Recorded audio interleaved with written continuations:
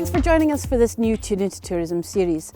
Now, this episode is all focused on the new consumer and how high a priority sustainability really is in their decision-making process, as well as how to sell that sustainable offering to them. My first guest is Andrea Nicholas, CEO of Green Tourism, who've been assessing and accrediting tourism businesses for over 25 years. I started by asking her how consumer attitudes have changed over the last 2 years. What we've seen over the pandemic is a significant change in society's aspirations to want to look after the planet, and also businesses' requirements to do more about reducing carbon, but also engaging with their customers. And we've seen some great research that's been done by people like Visit Britain, which is showing that something like 3 in 5 Europeans intend now to think more about sustainability and the environment when they're planning future holidays. Even Booking.com had brought out some research just earlier this year showing that something like 83% of their clients, their visitors and travellers, consider sustainable travel is vital, and that the pandemic, 61% saying the pandemic has made them want to travel more sustainably. So absolutely, global travellers, 72% of them believing people must act now to save the planet for future generations. Even if you don't care about doing the right thing, you have to care about your bottom line when you're a business, and that's something that's going to be affected as people increasingly choose the sustainable option over one that is not. I saw the statistic regarding hotels, let me just pull it up. All things being equal, 91% would choose a sustainable hotel over a standard hotel, and that's really quite an astonishing statistic. So it's something that everybody needs to be thinking about. And of course, accreditation is a really great way for you to be able to tell customers what you're doing and show that your business truly is taking this seriously. Absolutely, Julia. I mean, we've been running the certification program now for 25 years. And in the last few years, we've seen a significant change in the customers' requirements. The travellers being more aware about things like the carbon footprint, about wanting to use and buy and eat local food and drink, about wanting to live like a local, understand the impact they have on the community and the residents of a destination when they're travelling. And we've seen a significant uptake of travellers and consumers wanting to choose or have the option for a more sustainable hotel or bed and breakfast or a visitor attraction. And we've seen some of the big OTAs now, the booking agencies, really starting to understand that this is what the consumers are interested in. So the fact that both Booking.com and Google have now, just in the last month, introduced an eco directory or sustainable travel badge on their website, so they can highlight to the travellers where the greenest hotels are. And what elements of the business are people most concerned about? What aspects of sustainability? Because of course it's not just about caring for the environment and of course the carbon footprint of the business, although that is a very important part of it. It is also about respecting communities and our cultural heritage as well. Oh, absolutely. Again, the research that BRDC did recently showed that one of the biggest areas that people have concerns about is actually deforestation. And that actually has an impact because it obviously trees can capture carbon, but they also are significantly important for biodiversity. So again, species extinction is an area that a lot of consumers are concerned about. Climate change, single-use plastic and single-use items has always been quite high on the agenda over the last few years, and that hasn't gone away. And there's also issues around sort of racial injustice and social inequality and wanting to care for people. And I think that's one thing the pandemic has really brought to the forefront, is that people now recognise and understand that there's a link between the planet's health and people's health. And over COVID, people have wanted to care more and more for people. And that's something that we've reflected in the certification and the advice that we're giving hotels and businesses, is the fact that caring for people and your community and your staff is much, much more important these days, and actually something that a lot of their customers are interested in doing as well. And interestingly, it's not just a young person's concern. I think maybe that's the idea that we had, that was millennials that were cared about the environment, and it wasn't really something that the sort of over 55s were as concerned with. In actual fact, a lot of these issues, as you mentioned, deforestation and climate change, actually the over 55s are more concerned than younger people about these issues particularly.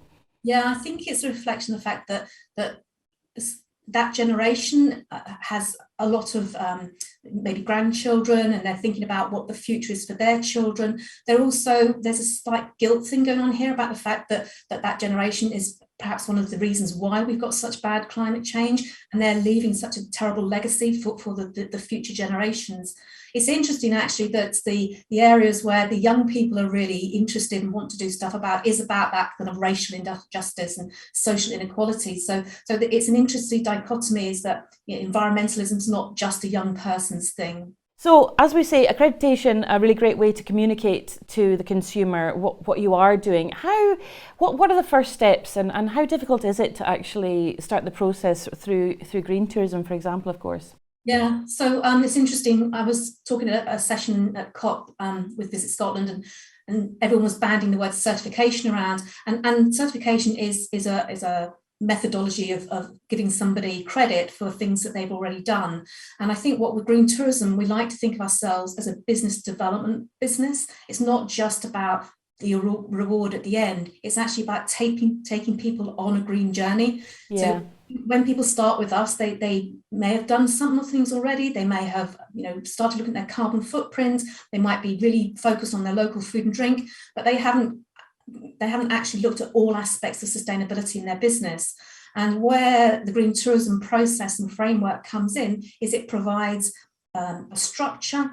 It provides a checklist of things that you can go through to identify what you're already doing, things that you could put in place quite quickly that maybe is not a big capital expenditure, but also things that help engage with your staff or your community or with your visitors and guests.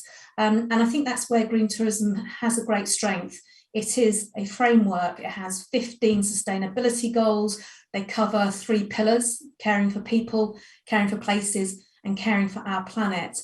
And businesses can dip in and out and have a look at which aspects they're good at, which aspects they've got gaps in, and they can pull together an action plan and take themselves through that journey. And with the help and support of our assessors, case studies and checklists and fact sheets that we've got built up over many years. And that helps them get either a bronze, a silver, or a gold award. And we don't leave them then. We're completely helping them all the way through to help them identify the next set of actions to do, the next set of measures to put in place to save money or to engage better with their staff and their customers, and help them move along on their green journey, because you never finish the green journey. There's always something else that you can do. And actually, that's something that we've been saying all week, is that you don't need to reinvent the wheel here. You're not starting from scratch. This is done before. There's been many other businesses just like yours who've gone through this process, and you're there actually to help. You're a resource, if anything. And how expensive, because obviously some of the changes that people might want to make, especially around energy, and if it's to do with solar panels, that kind of thing, can be quite expensive. There are things that don't cost anything at all, changes that you can make within your business. How much of an outlay is it for businesses, particularly smaller ones? I think that's where our approach is really relevant and applicable and accessible to all types and sizes of businesses, because you don't have to have solar panels to get a Green Tourism Gold Award. Absolutely not. There's many, many measures that you can do that aren't big capital expenditures. Having said that, we would be giving people advice and recommending where it is appropriate to put in the better technology. One, because you might have a boiler that's really inefficient. You might be in a situation where you want to be carbon neutral in order to satisfy your clients' demands in terms of wanting to have a carbon neutral holiday. And so we make recommendations and we signpost to people where there's funding and support and advice. Zero Waste Scotland is a great place to start. They've even got some interest-free loans that businesses can apply for if they're looking to put in something that has a bigger cost initially.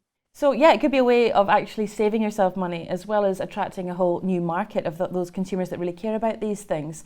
Tell us about how we go through this. How long does it take? Is it something that's going to involve an awful lot of a commitment time-wise, or is this something that can at least be started relatively quickly?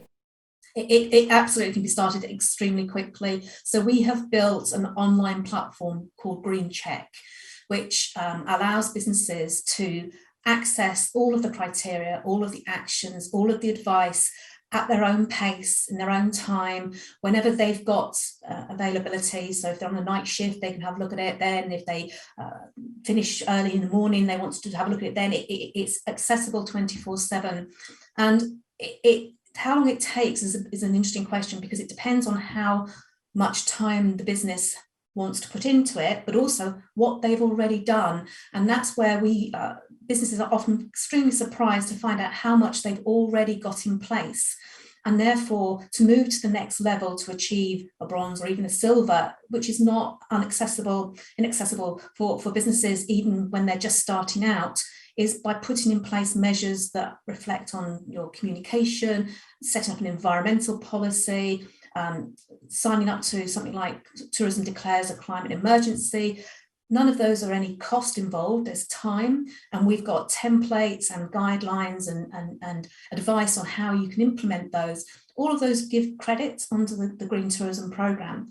So we have seen businesses who in the past might have taken 2 or 3 years to go from bronze to silver to gold, or even longer. With the advice through the Green Check portal online, they can ask questions from the advisors, get answers back straight away. We're seeing people moving from bronze to silver to gold within 6 months. And whereabouts are you going to be able to sort of capitalise on having that award and communicating that to your businesses? Is it across all your communications? How are people using it? The businesses that do really well with their Green Tourism Award in terms of gaining additional business are those that have it very centre and open on their website. So it shouldn't be hidden away, or if you want to hide it away, that's fine. But obviously, the more upfront and the more obvious it is, the more your customers are going to see it.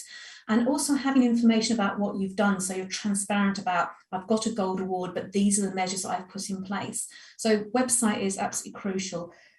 Social media again, and it's using hashtags and actually reinforcing your green commitment by communicating some of the measures that you've done, encouraging your visitors to be greener when they're on holiday, encouraging your corporate market to look at perhaps holding green meetings and identify measures that they can do when they come to your hotel to have a meeting that's got recycling facilities, using local food, has recycling, use materials that are made from recycled, no single-use products, that kind of thing. So it's actually making sure that it's actually through everything that you're talking to when you're talking to your clients and your customers. It's not an add-on, it's just part of the way that you operate as a good business.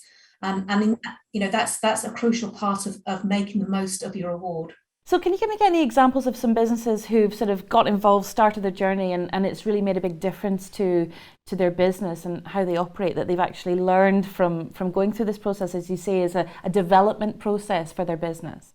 One of the great examples of a business in the Highlands that have really capitalised and have been leading the way in sustainability and have worked with green tourism for many years, although they've gone way and beyond because they've got so engrossed in it, which is Wilderness Scotland, which is a tour operator. And the great thing about them is they've always looked to be ahead of the game. They are so committed within their own business, but they've also identified a market for their customers that are also sustainably minded, and they've just launched a great carbon labelling system for their tours. So you can actually, as a customer, can actually identify how much carbon you are actually spending when you're on that tour, and they're looking at opportunities to offset that, which is groundbreaking. And I know very few businesses in the UK and in Scotland that have done that. Now, of course, not every visitor is going to be eco-minded, if that element of sustainability. But what can businesses do to sort of encourage visitors to be more sustainable once they're with them? I think there's lots of ways that businesses can engage with their customers and help them identify how they can have a more authentic and responsible experience when they're staying with them.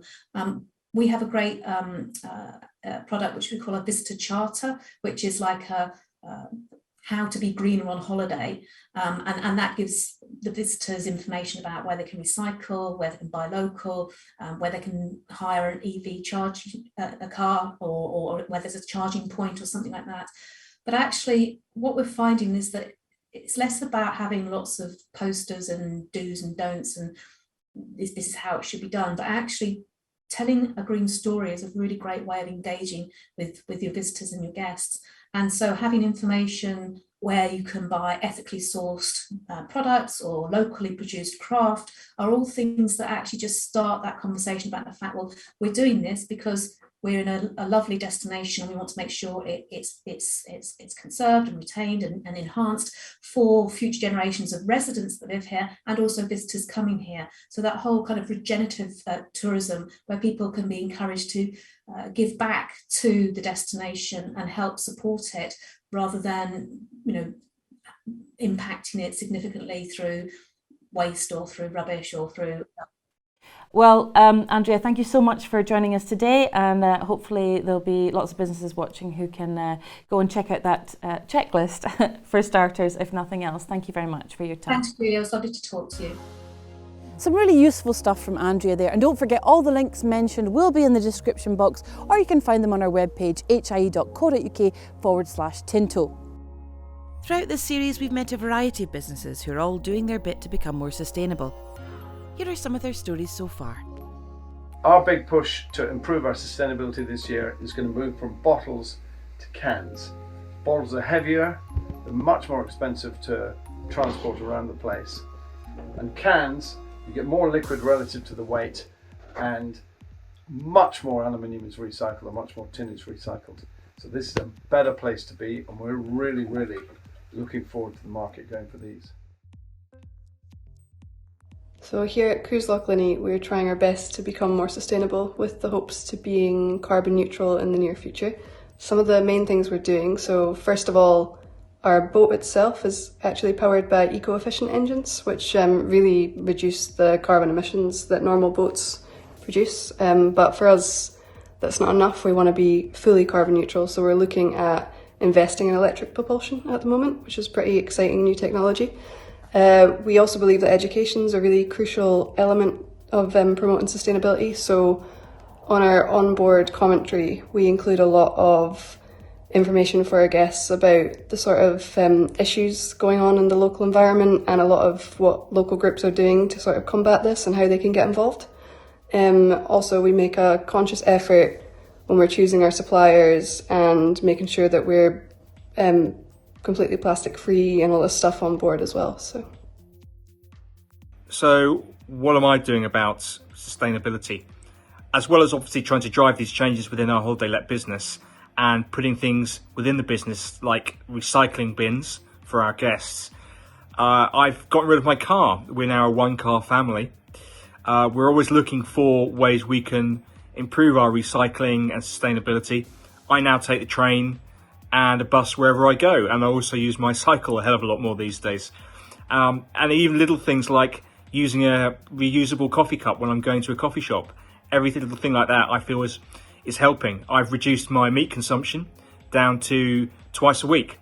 It's not something that I want to give up, but I can certainly make an effort to reduce.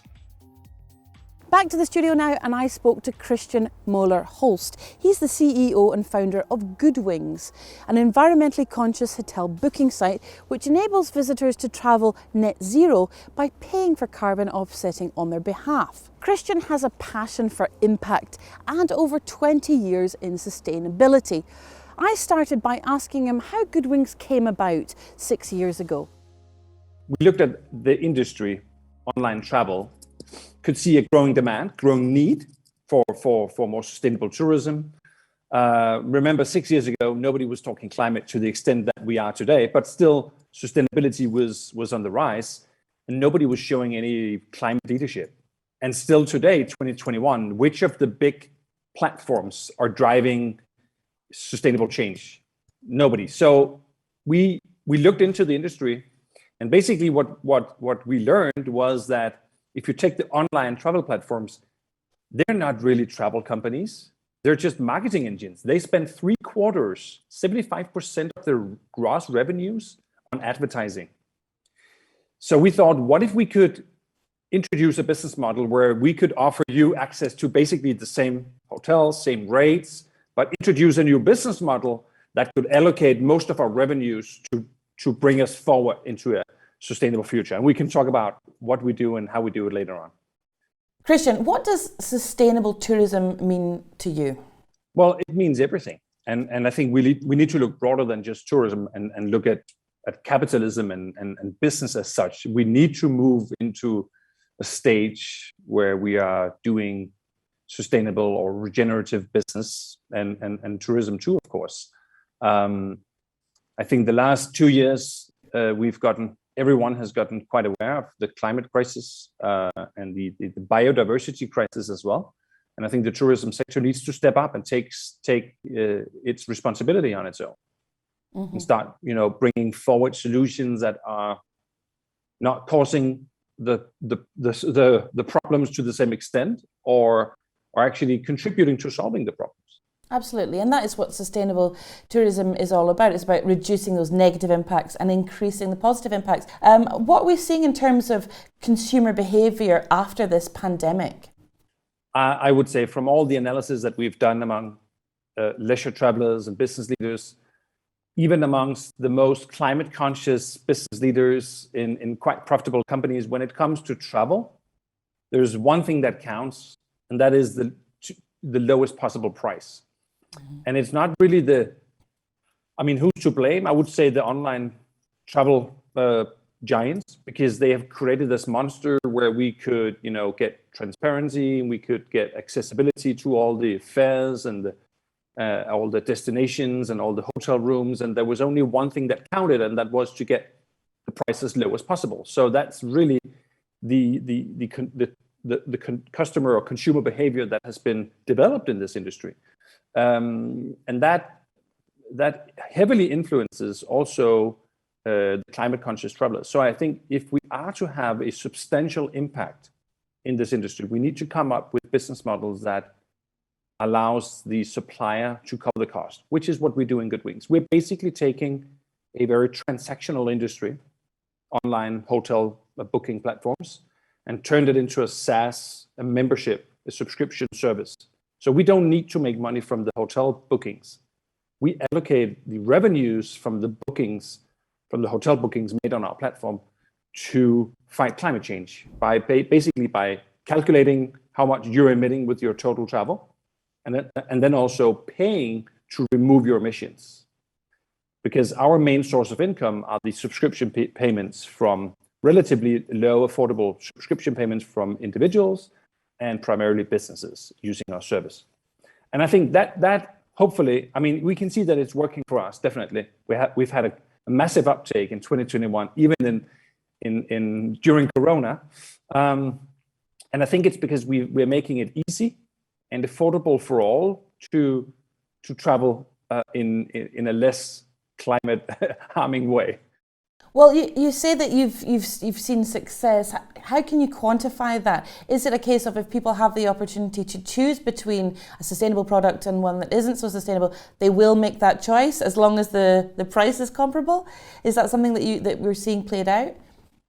So, on our end, we've had hundreds of companies signing up and basically subscribing to a travel service that they haven't been using that much in 2021. But I think that the anticipation is that they are returning to travel in early 22. The requirements for what is a climate-friendly or sustainable or net zero solution is also increasing. Our clients are becoming quite aware, asking, demanding to know what we do. So we've basically spent COVID, or trying to take advantage of COVID as a time of innovation, and really, put a lot of effort, time, and money into developing a service that was not just another layer of greenwashing, because we've seen too much of this in travel, generally speaking. Hotel chains inventing their own eco-friendly labels and airlines promoting sustainable aviation fuel to an extent that doesn't resemble reality. What we do is, if you're talking offsets earlier, basically there are two types of offsets. There's compensation, where you're basically donating money or supporting a green project like a solar plant or windmill. 90 to 95% of all carbon credits on the global market are compensating, avoiding more CO2 to be emitted, but not removing CO2. And then on the other hand, you have 5-10% that are actually contributing to drawdown, removing carbon from the atmosphere. Forestry and technology. And these projects are much more expensive, which is why nobody in our industry is offering to pay this on behalf of clients. So instead, what you see among the big giants of our industry, the online platforms, the hotel chains, the airlines, is that they're trying to position and market compensation as if we have removed carbon, labeling things carbon neutral. In our world, if something is carbon neutral or net zero, you have verifiably removed what you emitted. So if you're traveling from Edinburgh to Boston and back, emitting 3 tons, if you want to claim my trip was net zero, then you need to find a service or pay yourself that actually removes 3 tons from the atmosphere. And that's what we do, because coming back to my previous presentation of Goodwings, we are basically turning online travel into a climate financing engine. That's what we do. All the money we make from selling hotels, we take that money and allocate it to the right and expensive and verified projects. So we can verifiably remove emissions from the atmosphere. I guess for my question would be, for tourism businesses in Scotland, a lot of these small enterprises, what can they learn from what you've learned about offsetting, about creating a more sustainable industry for the future? What can they be doing? I think the big issue around climate is that it's so expensive to do the right thing.